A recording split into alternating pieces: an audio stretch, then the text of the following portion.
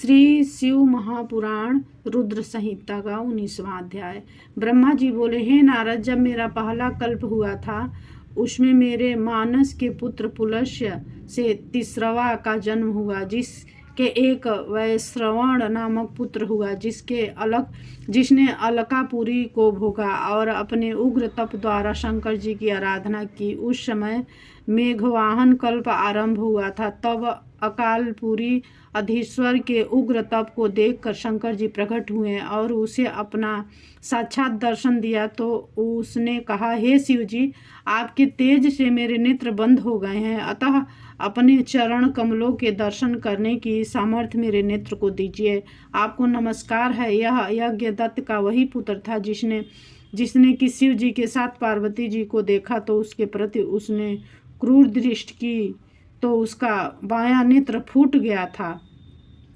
शिव जी ने पार्वती जी से कहा, यह तुम्हारा पुत्र है और तुम्हें क्रूर दृष्टि से नहीं देखता है, अतः तुम्हारी तपस्या की प्रशंसा करता है, इसीलिए मैं इसे निधियों का स्वामी बनाता हूँ। ऐसा कहकर शिव जी ने उसे धनपत कुबेर बना दिया और फिर उसे पार्वती जी से मिलाकर कहा कि यह तुम्हारी माता है, इसीलिए प्रसन्नतापूर्वक इनके चरणों में प्रणाम करो।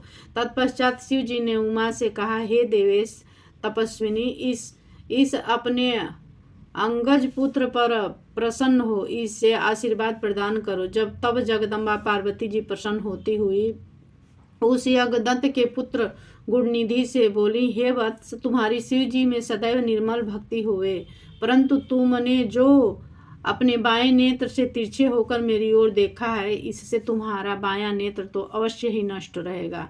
इसके उपरांत श्री महादेवी जी ने उसे वैशेश्वर नामक स्थान में कुबेर बनाकर नियुक्त कर दिया और स्वयं ने उसकी अलकापुरी नामक महानगरी के पास ही में अपना कैलाश नामक स्थान नियत कर लिया। रुद्र संहिता का 20वां अध्याय। ब्रह्मा जी बोले, हे नारद, जिस प्रकार कुबेर कैलाश पर्वत पर तप करने आया और उसके तपोबल से शिव जी वहां पहुंचे, वह सुनो। कुबेर को कठिन तप करते देखकर ब्रह्मा के अंश से उत्पन्न रुद्र शिव जी की इच्छा से वहां जाने के लिए उत्सुक हुए और वहां बड़े जोर जोर से अपना डमरू बजाने लगे, जिसकी घोर ध्वनि तीनों लोकों में व्याप्त हो गई।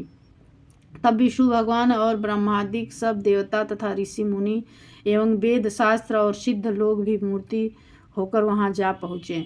साथ ही असंख्य गणों सहित अपनी लाखों करोड़ों की भयावनी भूत प्रेतों की सेना के साथ स्वयं शिव जी ब्रह्मा और विष्णु को साथ में लेकर बड़े प्रेम से रुद्र रूप शिव जी के दर्शन करने के लिए वहां जा उपस्थित हुए। उस समय स्वयं शिव जी को वहां आया देखकर महात्मा कुबेर ने अब आसन से उठकर बड़े आदर पूर्वक अनेक प्रकार की सामग्रियों एवं भेंट दक्षिण आदि से परिवार सहित उनकी पूजा की और आलिंगन करके अलकापुरी के समीप ही ले जाकर उन्हें निवास करा दिया।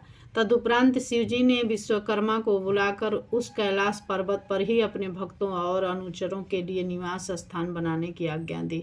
तब विश्वकर्मा ने आज्ञा पाते ही अनेकों प्रकार के सुंदर निवास स्थान बना दिए। इस अवसर पर श्री हरि की प्रार्थना से शिव जी बहुत प्रसन्न हुए।